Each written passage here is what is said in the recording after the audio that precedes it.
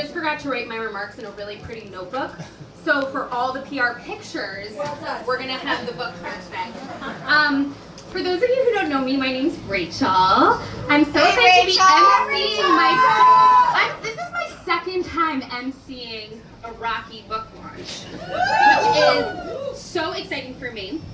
And this is the 9th book written by our dear friend, our Leo Queen, Rocky Nani. And for many of us, this is like a somewhat annual tradition. We've gathered in the theater for conversation. We got in Church Square Park during COVID with our masks on. Who remembers that book launch? Yes. We were knocking on doors for Kamala for one of the book launches. That was pretty exciting. But today feels a little extra special. And it's not just because there are no children here. Okay, one child interloper. Don't look at her. But it's special because today is a celebration of grandmothers. Raise your hand if you're a grandma. Okay, we got a few up in here. Let's hear it for grandmas. Raise your hand if you ever loved a grandma. Okay, so that's the whole room. And raise your hand if you aspire to dress and live and spoil your loved ones like a grandma. Yeah, exactly.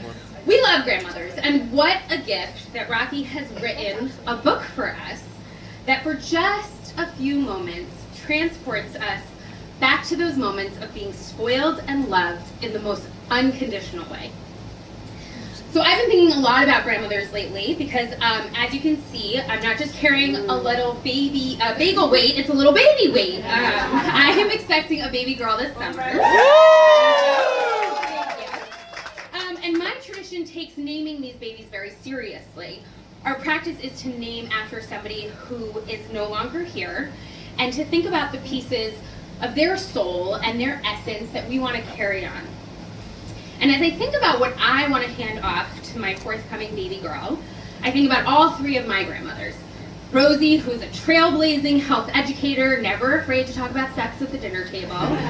Elsie, a sharp and sassy flirt who taught me to love the ballet. And Helen, the most similar to our featured character Nani, whose house was a treasure trove of adventures, good snacks, and unconditional love. How lucky was I to have experienced the deep and uncomplicated love of 3 amazing grandmothers. And how lucky are we to know Rocky, who has been shaped by her own Nani and Daddy. So much of what you bring to your stories is inspired by your own family, many of whom are here tonight, so shout out to the entire Merchandani and Sing, including Satya's own Nani and Daddy, who are here with us today. So thank you for loving, caring for, and pushing our girl to keep making beautiful, beautiful stories for us. So with that, I'm going to hand it over to Jordan Hernandez, another local legend, co-founder of Double Dough, the completely booked community, and as my husband made sure that I said publicly, a board member of the Hoboken Free Public Library, and a Hoboken Girl contributor. Jordan, please.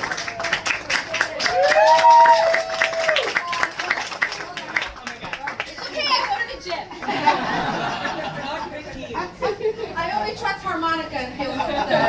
Oh my goodness, well this is so exciting. Thank you so much, Rachel. We appreciate the beautiful introduction. How is everyone feeling? Wow,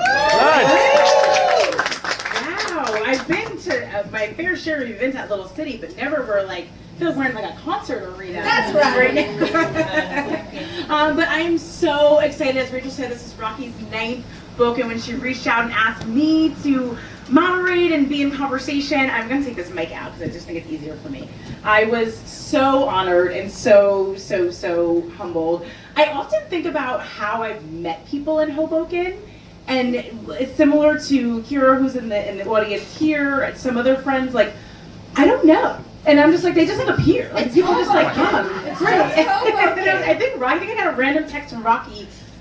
Lord knows I should got my phone number, when we were doing a Purity Supply drive, and it was just like, hey, I have these pictures, and it was like all these cops with like pads and tampons. I was like, who is this person? That's great. How we've disassembled a patriarchy one tampon at a time. Absolutely. But since you're here and we're having this conversation, Nani Camp is out and about in the world. Can you give us just a little glimpse into what the book is about? So, first of all, thank you all so much for being here. I told Emily this morning, I was like, no one will come, it will be empty, it will rain. So thank you very much for being here. I know that one book a year is excessive on many fronts, so I'm grateful to hear it. Nani Camp is a celebration of grandmothers, but most specifically, it is a celebration of my mother. My mother who's in the front, and her twin sister who could not make it, who I miss very much. And it's a celebration of the way that they love my daughter. Because the way that they love my daughter is not a way that any of us would have expected. We did not grow up in the kind of environment or the kind of world where we prioritized or had the ability to really center fun and delight and joy. My parents worked really, really hard when I was younger. They moved to New Jersey the year before I was born, and they hustled for us. So to be able to see my mom say things like, I set up a tie-dye station. First of all, who the hell are you? And two, thank you. Like, because the joy that she is able to bring to my daughter's life, it's unmatched. And so this book it is her. It is a celebration of her. It is very much based on the things she does with my daughter.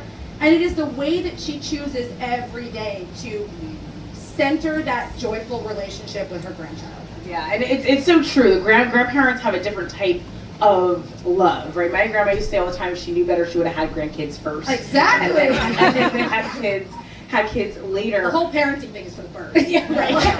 My mom would be like, did you even care if we had pajamas? Like, you ask them what they, whatever. So, did you have a relationship with your grandparents, and what was that like? What was little Rocky like with her grandparents? Well, little Rocky was a nightmare also. I had an incredible relationship with my grandmothers. I never met my grandfathers, and my grandmothers were, when you think about a matriarch, they were the anchors of our family. Like, you wanted to make a big decision, you wanted to talk something through, you'd call your nanny, you'd call your daddy, and my parents would call their mothers. And so it was modeled very early on for me, the importance and impact that these women had on our family. They were both single mothers, they both raised many children by themselves, and they did it in this way and in this time. That was a really difficult task. Not that it's not difficult now, but I imagine that in 1957, Suriname or Manila, then moving to India, my grandparents were refugees, my parents were immigrants 2 times. It must have been really difficult for them. And so it was modeled very early on for me exactly who mothers were and exactly who grandmothers were. So the grandmother in this book is named Padma. That is actually the name of my Nani. And the grandmother, the girl in the book, My Diwali Light, is called Devi, and she's named after my Dadi, my good grandmother. Yes, and that's so beautiful. You touched on it earlier, and that was a question when I was reading the book. Are the activities things that your mom does with Satya, that you did with your grandparents? How did those come about? Because the illustrations are unbelievable. So I didn't know if the illustrations came first, the stories came first. What was the layout there?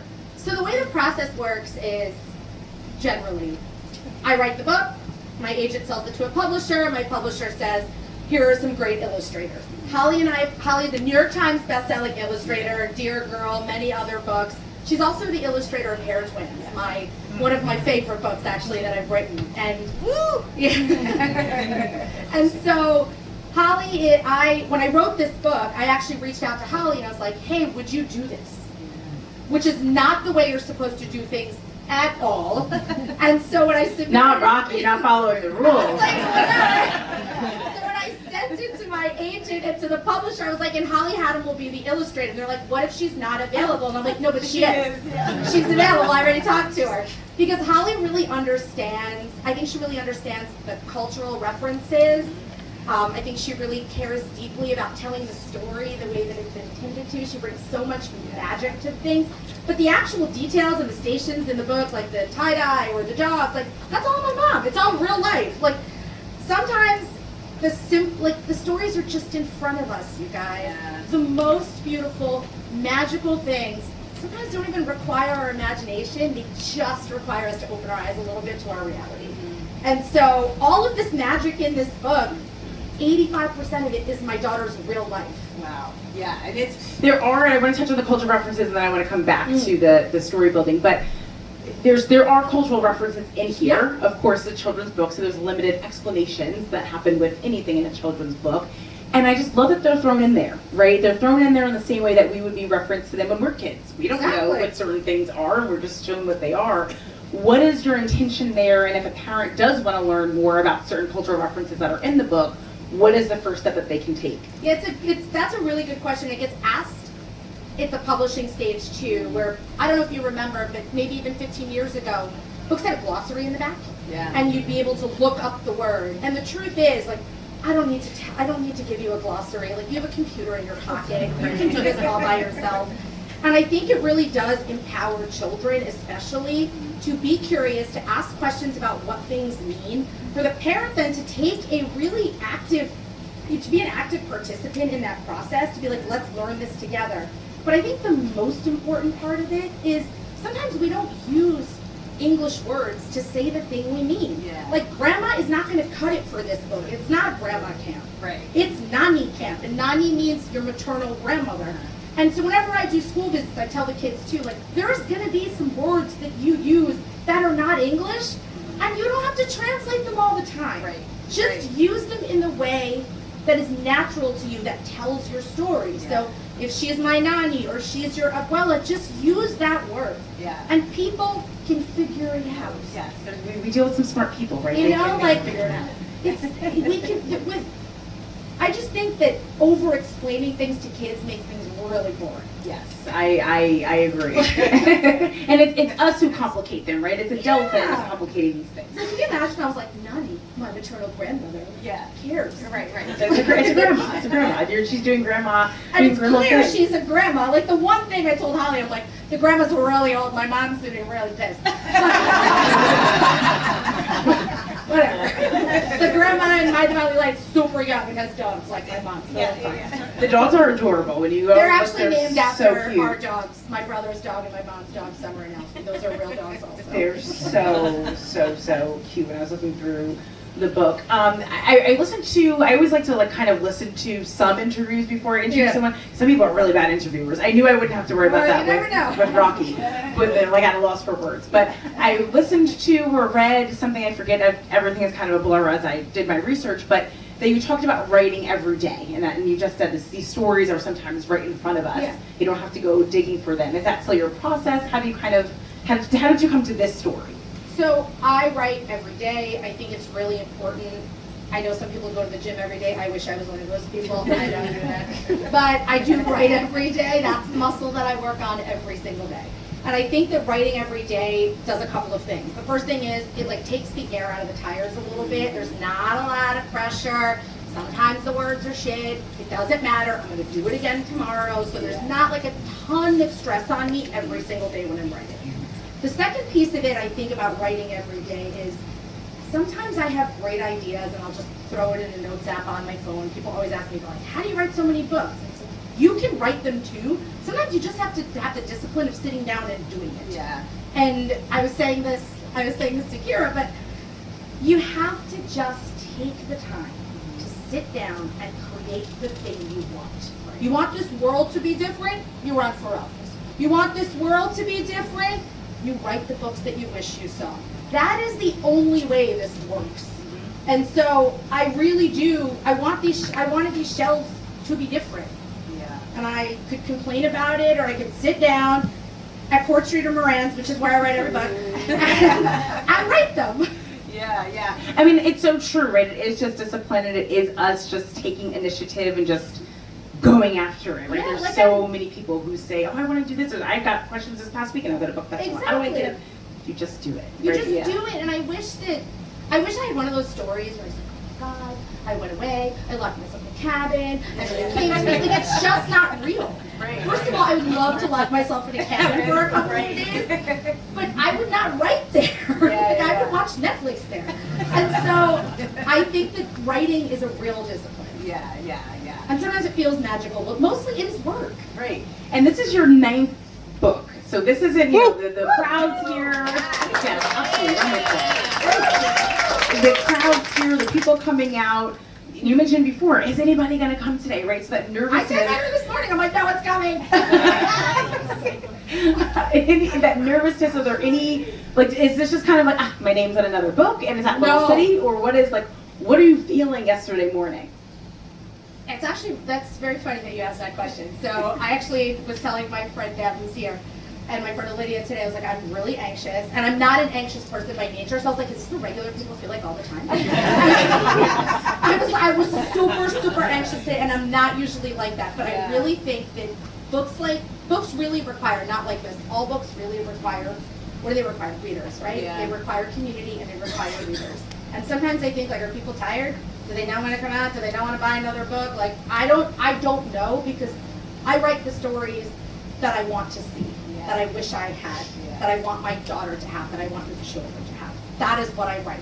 I don't write any book that I don't want to write. I've been approached many times to do work for hire, and I'm like, I don't give a shit about this. Because I don't. The things that I care about, you can tell. They sound like a person who loves this subject. And so I don't know.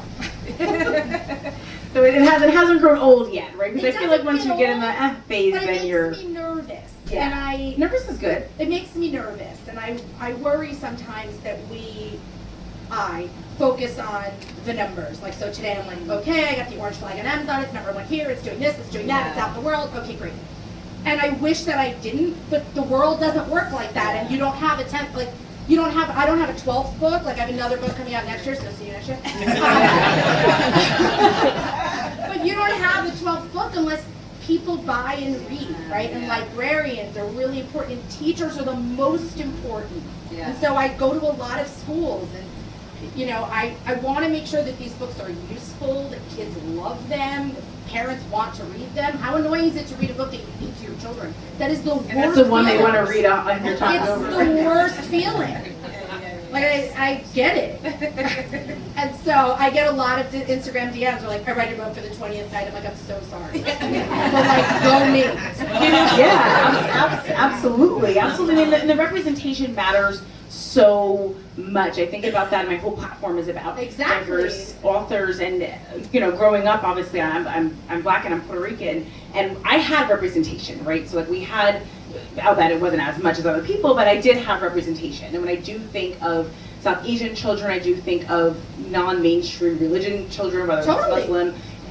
That just was not there at least when I was young. Maybe, you know, if you guys have kids now, you see it more in books like this, but the numbers are important, right? But it's the little girls and the little boys that see themselves in these books. And each time, you know, do you have what's the feedback from people, and you know that just matters so much. I'm not going to say anything else. No, it's very, you know it, Jordan, because we were little girls once too, and we opened books, and we were not there. We were not in the books, we were not in the TV shows, we were not in the music, like you know this, Kara, we were nowhere. And so I don't even think I realized it as a child. I just kind of went with it and identified with the characters that made sense to me, that felt like me. So Ramona and Harriet, the spy. My God, I felt like that was my twin. And like Pippi Longstocking, because I also had hair like her. And so I identified with these characters because of their personalities, right? But what it would have been to maybe have a character like with an Indian name, right? What that could have been, you know? And it started when I had Satya, and there were no books with dads with turbans. Yeah. It's like they were not, we were not an American family. Right. And that is some bullshit. Mm-hmm. And so, right? So I was like, I'm done with Yeah. this part. Like, I could complain about it, and I did. And then I can write it, and I can make that a little bit different. But there are so many better authors than me doing this work, and like that is the work, man. Everybody writing the books that reflect their community. That is what we need. So when people even in this room are like, I want to write a book, and I sit down and I'm like, you should do it. you should do it. Because what you will say and what you will do will be unlike anybody else's story. And that's real. Yeah. Like, you did it, you know. Yeah. And your people will find you, right? I posted on TikTok yesterday or whenever it was about Barnes & Noble selling AI books. And I was like, It's so bad, you guys. Like, everyone's gonna hate this in the comments. Every single person was agreeing in the comments, cheering each other on. I was like, your people will find you, right? There's not one hate comment that I got. And this thing is like 80 comments. But that's like real. That. Yeah. That's real. Like AI art, AI words. Someone reached out to me. It's like a reputable place. You're like, do you want to train our AI model? Put all of your work in here. I was like, what? Yeah. Why would I do that? Right. Yeah. It's terrifying. And it's like you're asking me, I know you already did it. Well, that's the thing, right, and that's the thing, and then there's the conversation, obviously we're not here to talk about this, but this conversation of like non-diverse people putting into AI, so then it's like, but then do I do it so that I'm the representation? There's just so many different, very real. different things to talk about. When you're coming up with children's books, I'm always fascinated with children's books authors because we're so far removed from being a child. Right, you live, of course, you have a child in your home. She's an adult. She's right. She does not have the mind of a child. Yeah, there was an adult when she was like 5. So you guys know her, like. How do you get yourself in that mindset, right, to make the words make sense, to make the story make sense? Yeah. How do you get there? So, I think there's like a couple of pieces. Like the voice, for me, with children's books, you have to be able to read them out loud. Because for the the biggest part of their lives when they're reading these, a caregiver, a teacher, a librarian is reading to them. Right. So if it does not sound good out loud, no one is going to read it. Yeah. Right? So that's the first piece. I think that obviously, Satya was at one point a wonderful kind of critic for me, but she grew up really fast with books. And so I do test it out with different people that I know and different kids that I know, just to see does this resonate? Do you care about this? Yeah. And then I think the part of it too for me is I write what I want to read a little bit too. Like if I think it's good, you're gonna think it's good. Yeah. We're generally not that far apart on these kinds of things, Right. and so I spend a lot of time reading the books out loud, in public, at Moran. Yeah. And I'll be typing and then reading it out loud and then typing. This is a commercial reading sponsored it by out loud. Moran. And I'm always in the corner, so weird. But that's just what it is. It's a lot. It's imagining someone hearing it and the way that it will land in their ears, but also on their hearts, right? Will this give them the feeling and the love and the hope that I hope that a book like this gives them? I keep saying this book I want it to feel like a hug. I want you to read it and feel really warm inside. Yeah. It really does. I'm glad. The words are intentional. Yeah. I want you to feel really loved. I want you to remember someone that loved you in this way. For sure. Well, I know you mentioned that there's a book coming next year. Mm-hmm. Is there anything you can tell us about that book from next year? I'll tell you a little bit. So the book is also right out of my life. A couple of years ago for Picture Day, Satya got dressed. And she came out and you can imagine she does not like to take a lot of advice from me, in the head to toe Indian clothes. And I said the words, you sure you don't want to change? She was like, no. Okay. So she went to school. I texted one of my best girlfriends, who's also an author and an illustrator, and I was like, you'll never believe what's at the wore to school today. And she said, no way. And she sent me a photo of her kids who were going to Picture Day, also wearing Indian clothes. Oh, wow.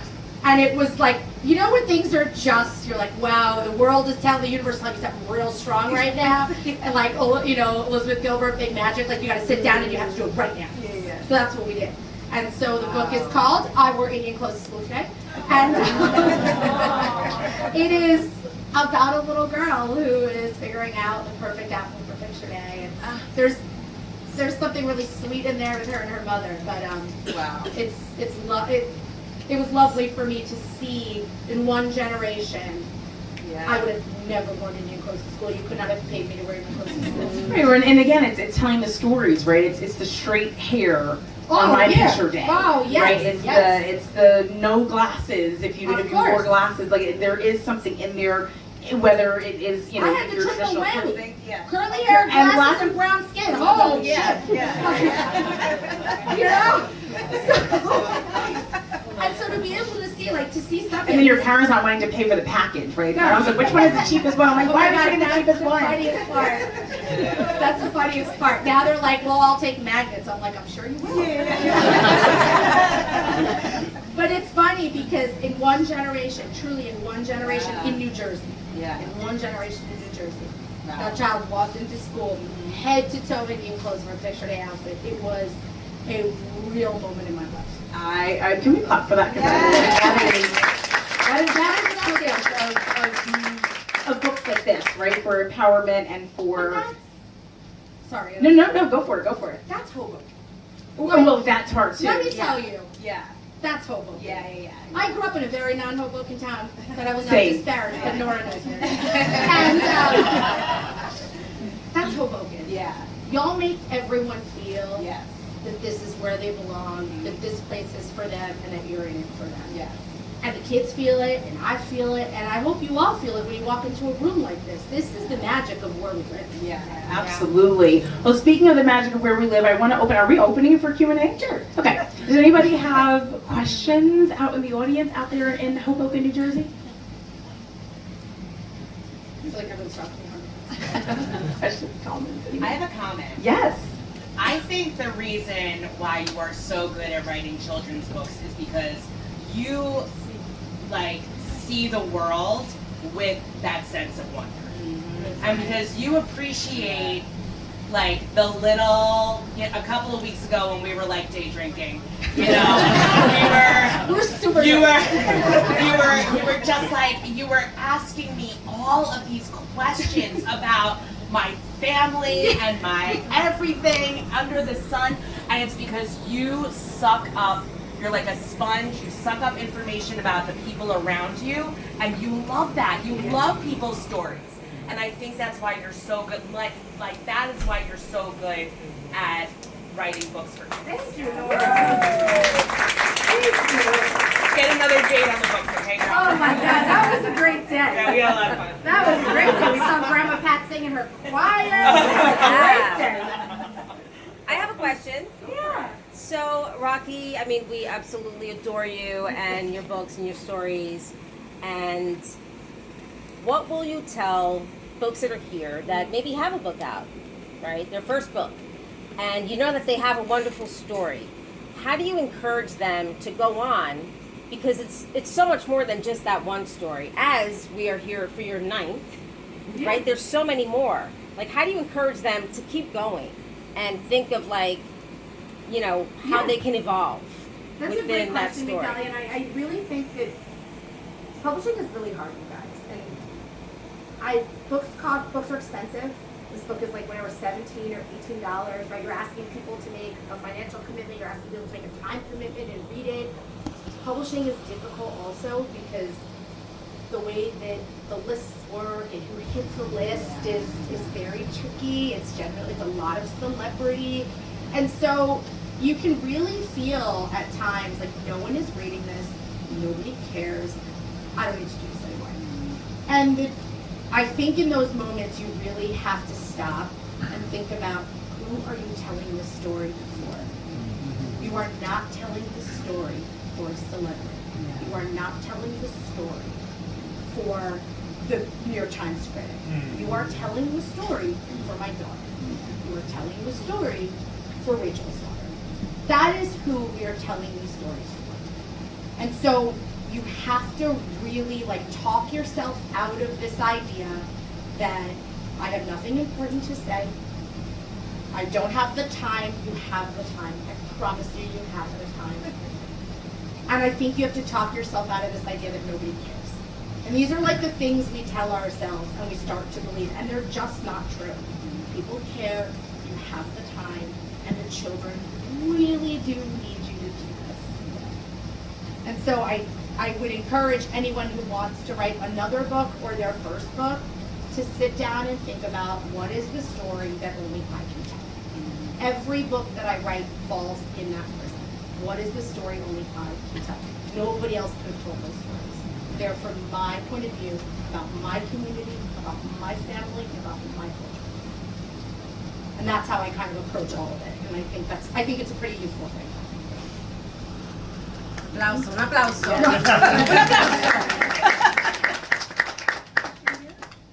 You have a question, sir? Yeah, okay. Rocky's like my second mom and she knows this. And at 15 years old, I had my first ever conversation with you was with me walking back home and I told you about Jumbulahiri.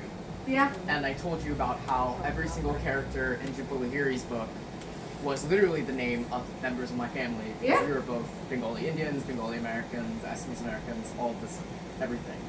And sometimes it felt as if that story, obviously there was, I used to say there was a fluke, obviously I understand it's not that anymore. I used to say there was a fluke, there was like, people understood the story because it just spoke to them so like emotionally that it didn't matter what the name of these characters were. Even for me, it was so individual to my experience, but at the same time, everyone read it in school. She's a professor at the college I go to, it's like so full circle, and it's like, for people, like, who have had to come out into the space as artists, whether in like TV, literary context, like, obviously you understand, but have had to compromise. What is, like, your story that you would tell to that? Like, what is the advice you would have to give to these people who have to compromise consistently in art to, as you said, make a list, or to really, like, pander to the publisher, or, to even just pander to the audience, make themselves seem, quote-unquote, marketable? I think that's real, Nirvana. I think that you have, like, there's this, like, someone said this about this book, it's gentle diversity. And I was like, first of all, don't say anything about me as gentle. So rude. So rude. But I think that we're in a really interesting moment. As people, as country, as community, we're in an interesting moment in time. And I think it's moments like this that really force you to think about the shit that you care about. And so you have to then sort of weigh, and I'm not saying you, I do this every day when I send out a manuscript. I'm not going to change the title. Unless you make it like this one was called Camp Nani, they're like Nani Camp, sounds great. Sounds great. But I'm not going to change the title. I'm not going to change the name. I'm not going to change the characters. I'm not going to do it. Simple. You like it, you buy it. You don't like it, somebody else will buy it. And that is my attitude about this. Because I am not here, not in this space and not in this world, to be palatable to other people. Yes. I am here to tell you who I am, and I hope that you enjoy me. Yes. And if you don't, somebody else will buy it.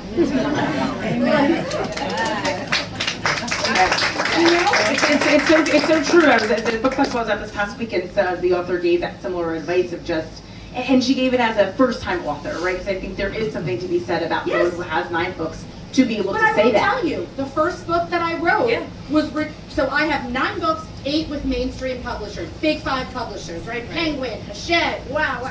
My first book was with an indie publisher. I sold that book for $1,000. It was a freaking song.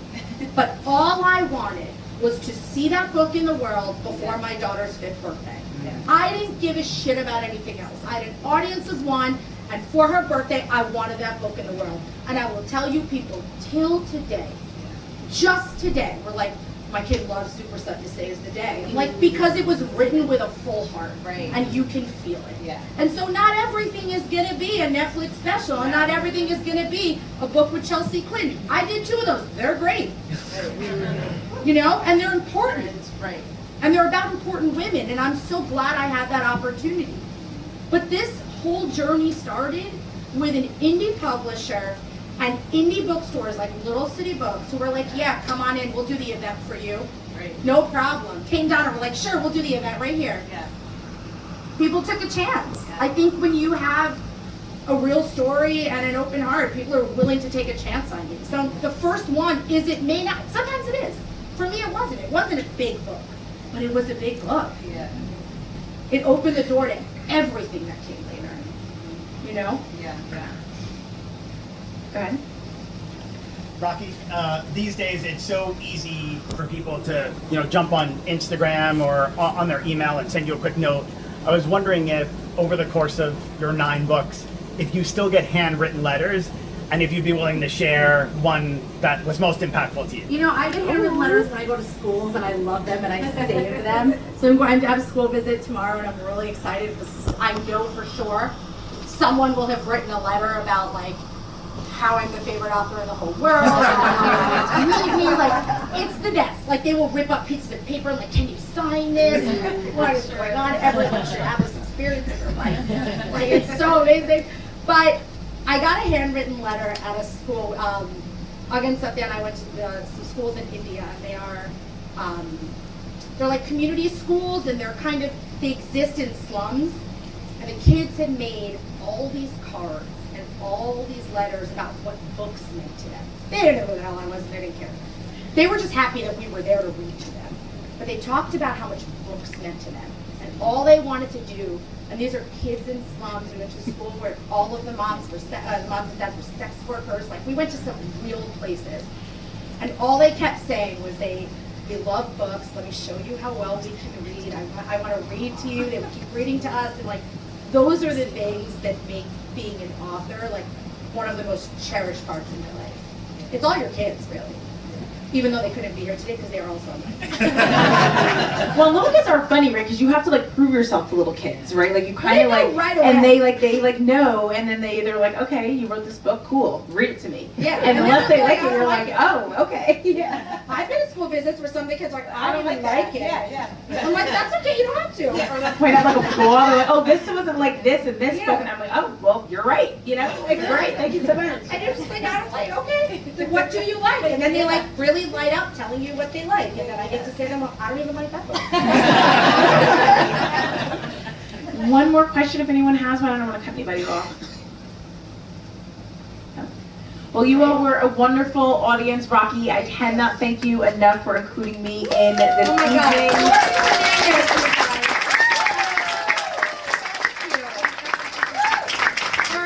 Just a couple of Yeah, I was thank gonna say yous the I word, want yeah. to say, if that's okay. Jordan, first and foremost, I want to thank you. I really I wasn't sure if you'd want to do this. You're used to much bigger stages, my friend. Well, see, it's my dream, but I love this year. Yeah. I was so grateful to you. You're on the library board, Jason, because I asked her to be on there. Because I really love and value you, and I think you're an incredible gem in our community. So thank you for doing this for me. I really appreciate it.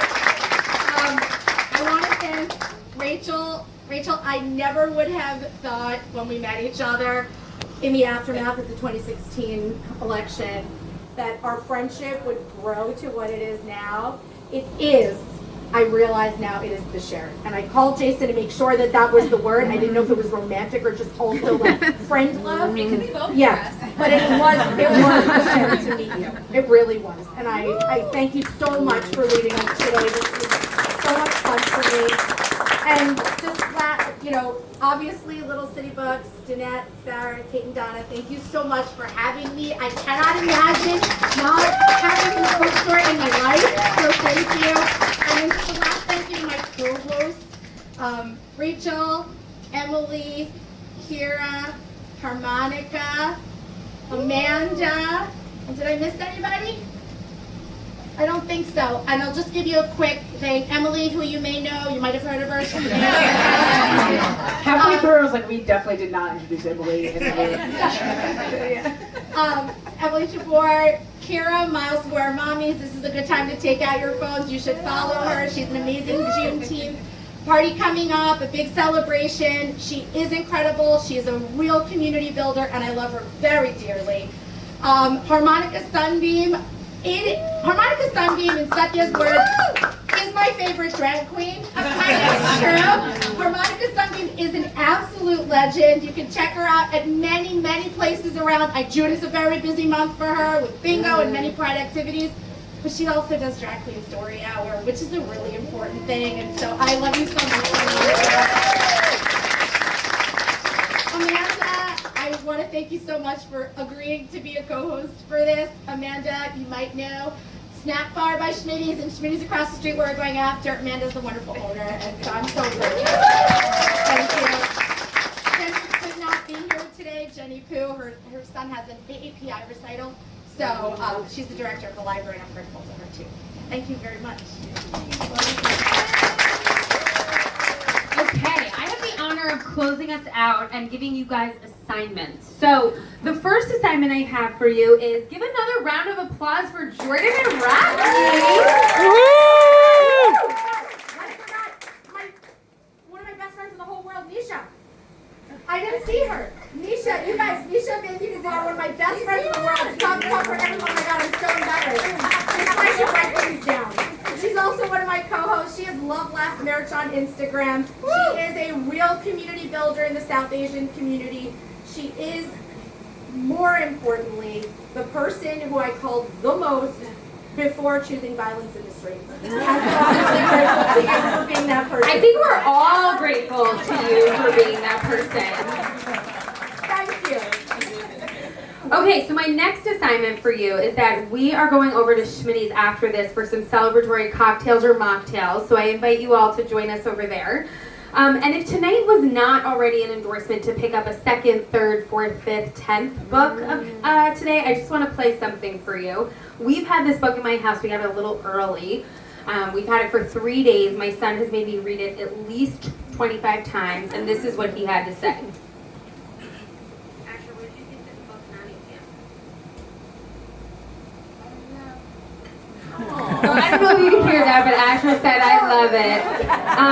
And if you already have multiple copies, I'd ask you to consider buying an extra book for your favorite kiddo or a library or a school. If you don't have a favorite school or library to donate it to, tell them at the, I didn't tell the register I was doing this, but tell them at the register and we will collect it and we will make sure it gets to a school that doesn't have a copy. So with that, thank you again, Jordan, our host at Little City Books. And most is outside of Rocky, also thank you, Rocky. But I want to thank all the grandmothers in the room for giving us your love, adoration, and care. And have a wonderful night, everybody.